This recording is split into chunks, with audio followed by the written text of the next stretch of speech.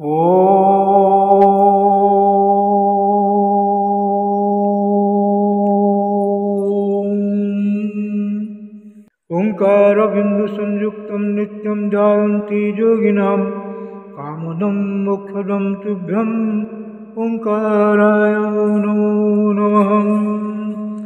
गुरुब्रह्मा गुरुर्विष्णु गुरुदेवो महेश्वर गुरु साक्षात् परं ब्रह्म तस्मै श्री गुरवे नमः। अज्ञानतिमिरान्धस्य ज्ञानाञ्जनशलाकया चक्षुरुन्मीलितं येन तस्मै श्रीगुरवे नमः।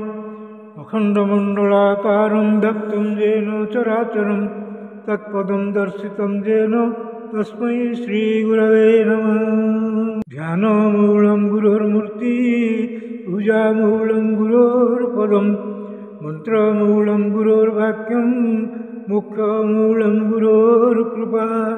मन्नाथ श्री जगन्नाथ मद्गुरु श्री जगद्गुरु मदात्मा सर्वभूतात्मा तस्मै श्री गुरवे नमः।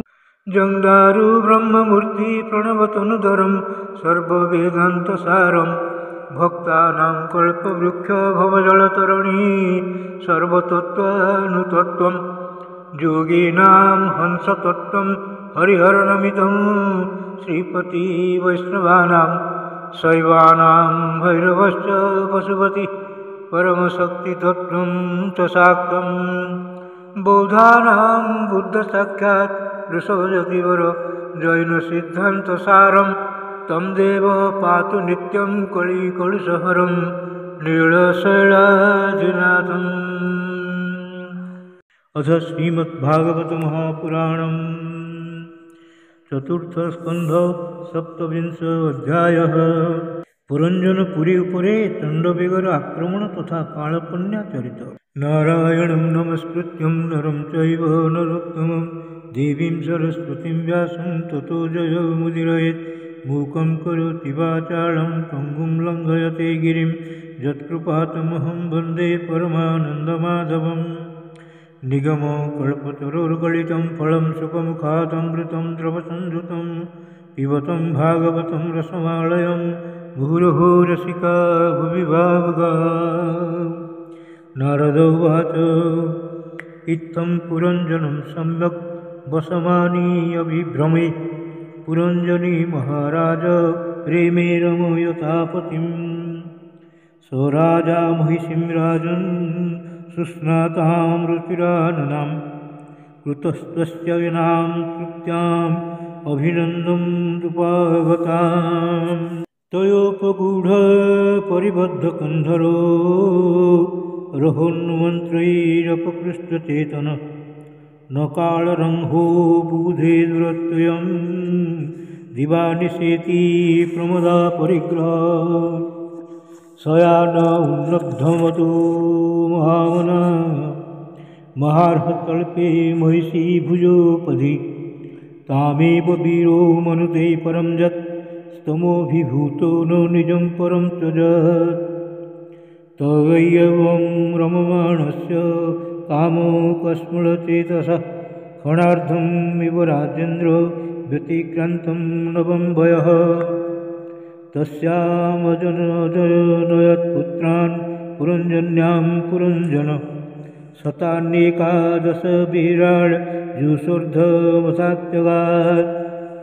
दुहितृर्दशत्तरशतं पितृमातृदशस्करि शीलौ दार्ज्यगुणोपेता पौरञ्जन्यः प्रजापते।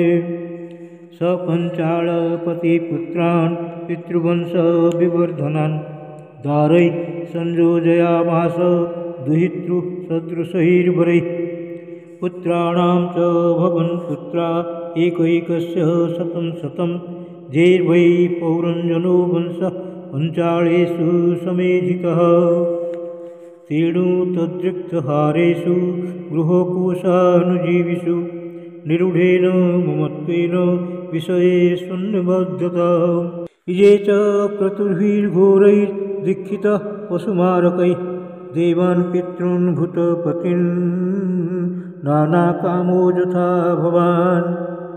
जुक्तेस्वेवं प्रमत्तस्य कुटुम्बा सप्तचेतस आस्वसाद स वै कालो यो प्रियजोषितां चण्डवेग इति ख्यातो गन्धर्वाधिपतिर्नृप गन्धर्वास्तस्य बलिनः षष्ट्युत्तरशतत्रयम् गन्धर्वस्तादृशीरस्य मैथुनेश्च श्रिताश्रितः परिभृत्या विलुम्पन्ति सर्वकामविनिर्मिताम् ते चण्डवेगानुचराः पुरञ्जनपुरं जदा हर्तृर्मारेभिरे तत्र प्रत्यसेधत् प्रजागरः स सप्तभिः शतैरेको विंशत्या च शतं समा पुरञ्जनपुराध्यक्षो गन्धर्वैर्जुजुधे बलिः क्षीयमाणे स्वसम्बन्धे एकस्मिन् बहुविर्जुधा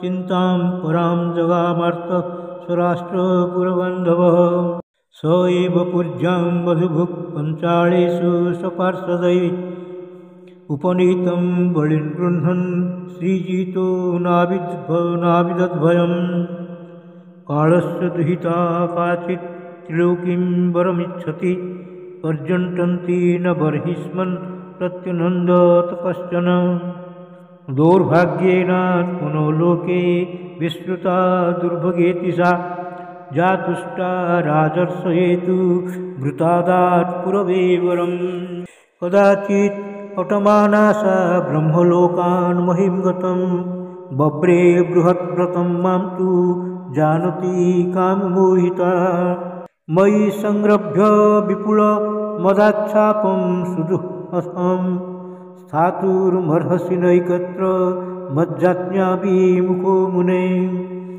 ततो विहतसङ्कल्पा कन्यका जवनेश्वरं मयोपदिष्टमासाद्य बभ्रे नाम्नां भयं पतिं वृषभं जवनानां त्वां ब्रूणे विरक्षितं पतिं सङ्कल्पस्त्वयि भूतानां कृतः किल नरिष्यति द्वाभिमाम् अपनोनुशोचन्ति बालावसत् अवग्रहौ जल्लोकः शास्त्रको नतं नराति न तदिच्छति अथो भजस्व मां भद्र भजन्ति मे दयां कुरु एतावान् पौरुषो धर्मो ददात्तार्णम् अनुकम्पते कालो कन्योदितवचो निशम्य जवनेश्वर विकीर्षुर्देवगुह्यं स संस्मितं तामभासत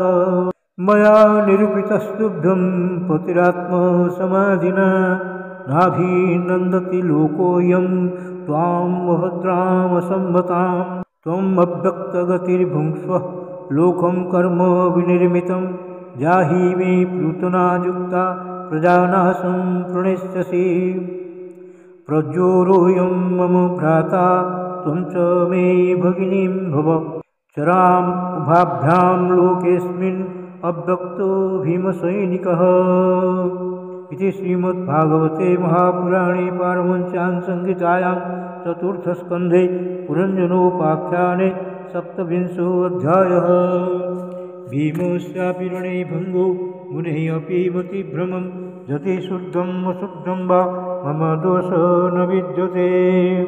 श्रीकृष्णार्पणमस्तु श्रीकृष्णार्पणमस्तु श्रीकृष्णार्पणमस्तु।